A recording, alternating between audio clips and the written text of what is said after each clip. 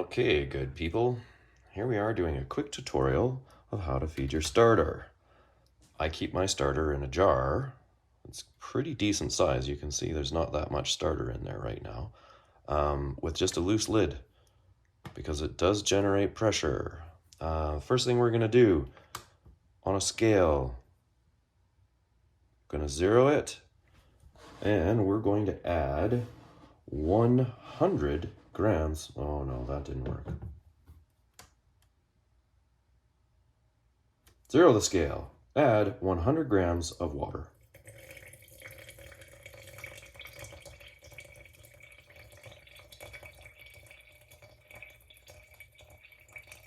$100 grams, 103 for those of you that need to be precise. I usually use filtered water. The reason that I use filtered water is because it's got less chlorine in it. It will work the other way as well. Now what we're going to do is add 100 grams of flour.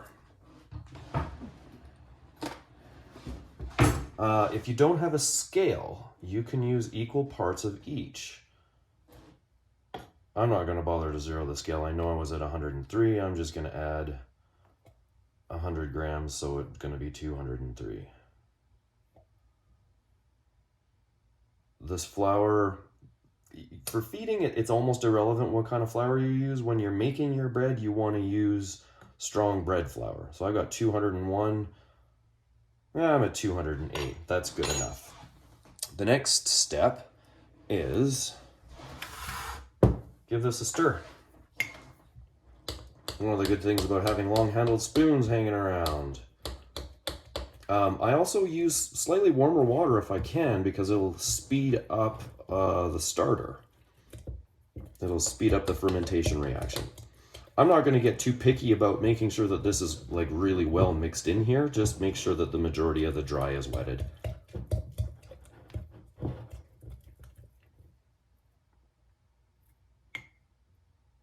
Now, after this is mixed, you have choices. You can, if you're just wanting to feed it and store it, this now can go in the fridge. Pop the lid back on it and stick it in the fridge. If you're wanting to make bread now, what you're gonna do is you're gonna let this double in size. So that's where my line is right now. This will blow up. This is probably gonna blow the lid right off of this if I let it go the entire way, because it's about half full. But yeah, once this starts to get nice and bubbly inside, you can see inside right now it just kind of looks like mush. When it gets nice and bubbly inside, then you know that this is actually ready, and then you can make your bread with it. Until this, blows up, starts getting really nice and active, I will leave you. I'll come back. All right. Our starter is ready to go here.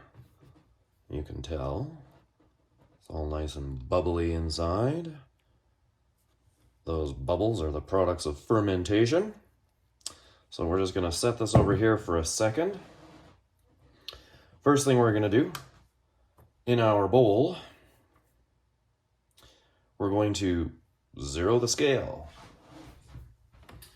We need 375 grams of water. Sometimes I only use 360. It just depends on how I'm feeling that day. I will write all of this out for you, and then you can choose yourself what you'd like to do. There we go, that's close enough, 371. We're gonna want 10 grams of salt. I use nice salt because it tastes better.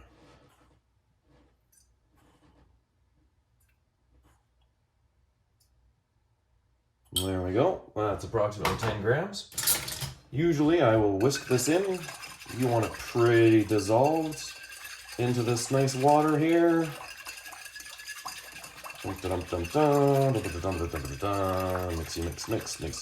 Mix. All right, that's fairly mixed in there. We're gonna zero this out. To this, we are going to add 100 grams of our starter. Oh, look at it. It's just lovely.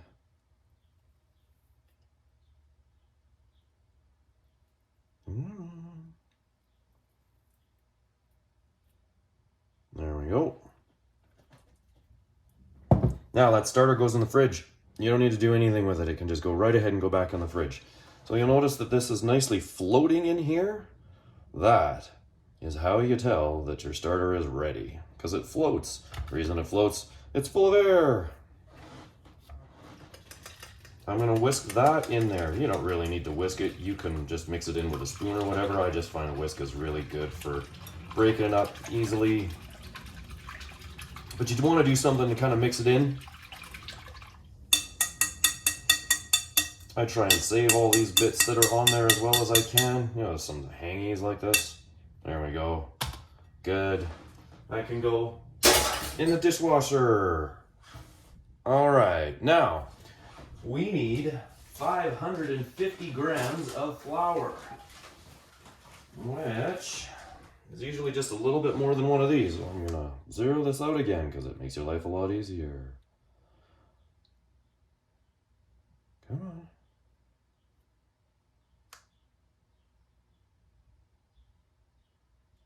Oh, scale malfunction.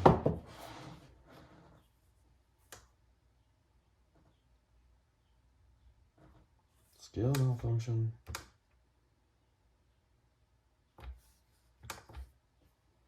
It's alright, just turn it off and turn it back on again, right? That's the universal answer for anything that doesn't work. Turn it off and turn it back on again. With a boyfriend or a girlfriend or a partner that's not working, just turn them off and turn them back on again. No problem, everything's good. 555 works. Now, this is the part where you're gonna get dirty. Are you ready? Let's get dirty. I generally just try and quickly blend this in so that I'm not sticking my hands in like just basically water and flour. This is gonna be messy. There's nothing that you can do about this unless of course you've got a mixer with a bread hook. If you've got a mixer with a bread hook, then wow, are you ever happy, because you don't need to touch this stuff.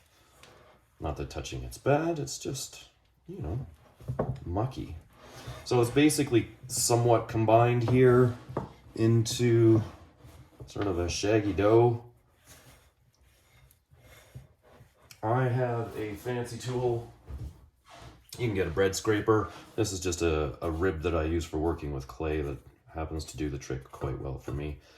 Scrape all this extra stuff off of here, and this can go in the sink.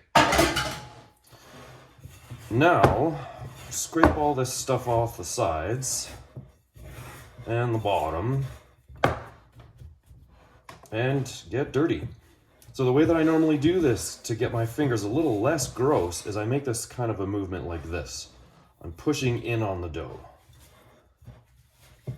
Instead of the standard kneading thing where you're doing this on the counter, I do it in the bowl, number one, because my counter, you know, you don't need to get it dirty.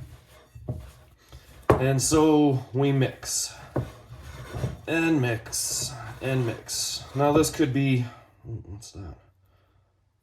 A little hard bit of flour in there. We don't want that. This could take up to 5 minutes. I mean, this is a bit of a workout, so you know, if you need to do it in stages, you can do it in stages. There's definitely been times when I've mixed more than other times, definitely been times when I've mixed less.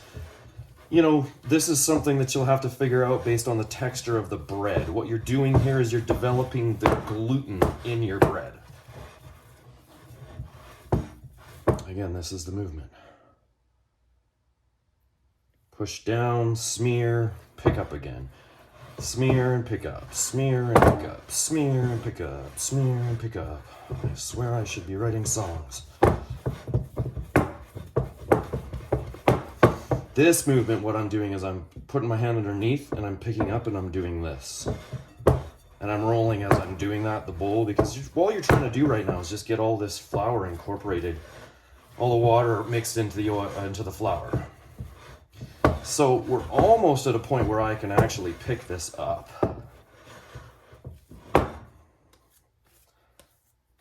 Stretch it out a little bit. This is kind of an interesting movement. This is something that I sort of developed myself as well. What I'm doing is I'm grabbing the bread like this, and I'm folding it in on itself, and then switching hands. Whoa, it's gotten really sticky on me. Good trick to get some of this off you. Just the tiniest little bit of flour, and it basically just balls up on you. Stick it back in there, no problem. Life is good. You know, it's a good opportunity for you to sit and reflect upon the wonderful things that are happening in your life. You know, it's a beautiful sunny day. You're alive. You got good family. You got good friends. Somebody invented tacos. You know, cats are kind of fun, except for Chris. He doesn't like cats much. See how this is smoothing out already? This is what you're kind of looking for. This dough is going to smooth right out for you if you keep working it nicely. It'll go from being a sticky mess to being what you want it to be. As soon as it starts to get too sticky in my hands, I just put it back in the bowl and give it some more rolling. So, this is almost where I'm wanting it to be. Like, it's really sticking to this, or sticking to itself nicely. It's cleaning everything off the bowl as I'm moving it along. There's a window test in here that I will show you. The window test, basically you grab it and you do this, and you see that it'll get thin, you know, translucent without tearing easily. This isn't quite there yet. It's pretty close.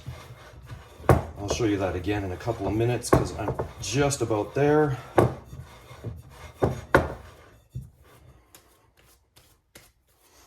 The birds are singing outside. It's a beautiful day. The sun is there. Wow. I mean, if you're doing this in the winter, you can, you know, think of wonderful things about the winter as well. If you live in a place where there is winter, I live in a place where there's winter, so sometimes I have to come up with wonderful things about the winter. You know, like, I don't know. There's more than one reason for me to be colorblind. Snow's just all over the place. There's white rabbits in my front yard. All right. Now, check this out. See that translucent window there? That's what you're looking for. If it does that, it's damn near ready to be in its primary fermentation, which we call the bulk fermentation. That takes a while. You know, if you look on some of the cooking shows, they'll tell you that it should be about 4 hours, but I've never had it work in 4 hours for me. Yeah, look at this. This is nicely smoothed out now. See, this is a really nice texture. I don't know if you can see that, but you can definitely see the window that it makes as it gets translucent there, right? See how it's translucent right in there? Yeah, that's nice. That's nice. Nice bread. Good bread. You're doing the job that you're supposed to do. All right, I'm not gonna have this be 25 minutes long, so basically here we go. This is a nice little ball. I'm gonna stick it in there. I am going to cover it. I happen to have a fancy lid that goes on this container perfectly. If you don't have a fancy lid, don't worry about it. Just put a damp tea towel over top of it, or wash towel, or whatever. All right, I will see you for the next step. Bye. Good morning. Here we are the next day. What you're gonna need in order to accomplish your mission today is some type of a pot. This one's cast iron, but it doesn't need to be cast iron. It just needs to be something that can go in the oven at high temperature, because you're going to be baking this at 425 degrees. You're going to need something to grease up that pot. So lard, I'm using butter, whatever, shortening. Give your thing a bit of a grease here. You know, get it all spread around nice, because you're basically going to throw your dough in here and you're going to do your secondary fermentation in this. Your primary fermentation was done yesterday. Well, mine was done yesterday. I just didn't get home from the studio till too late to do it. I could have totally done it last night, but also my hands were really dirty after getting home from the studio, so here we are. Doing it in the morning. Yeah, you're gonna see just exactly what happened. You know, you remember what that looked like yesterday. Today,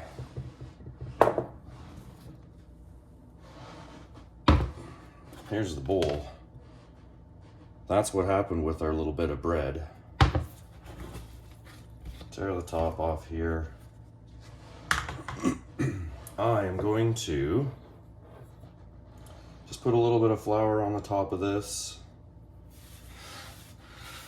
just so it doesn't immediately stick. I'm going to put a little bit of flour on, I use a cutting board. You can just do this on the counter if you want to, but I'm just really going to put a little bit of flour on here, not much.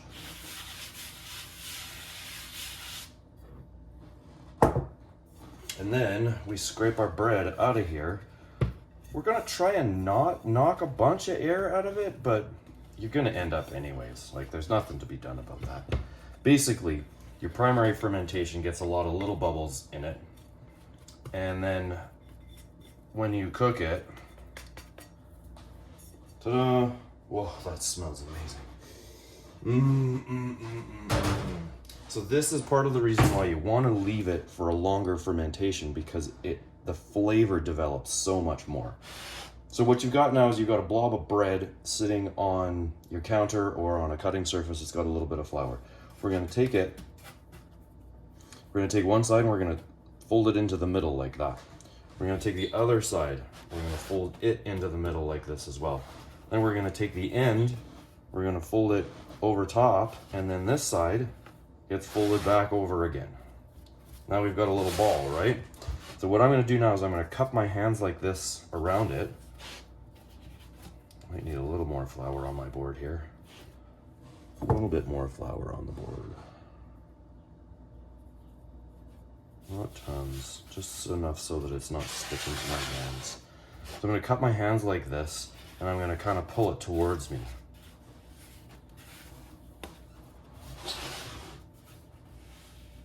Like this. Turn it, put your hands underneath of the bread and pull it. And what you're doing is you're just kind of creating a little bit of surface tension and rolling it into a nice little ball. Do this a couple times, doesn't really matter how many times you do it. And then, unceremoniously, well, or maybe with ceremony, I am making a video of this, take this lovely ball of bread and put it in your pot. Now, put the lid on the pot and forget about it for a little while. I'll see you later. All right, it's a couple hours later, and this has done some more rising. Look at it, it's looking good in there. Now we're gonna take a razor or a very sharp knife, and we're going to score the top of this. You want a deep-ish score, but not too huge.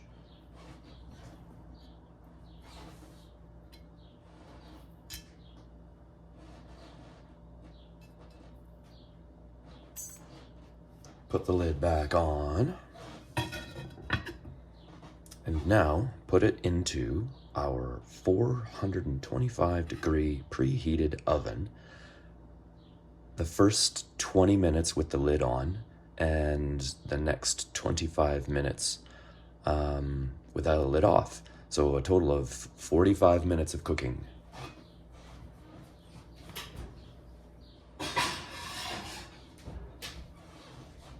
And that is that.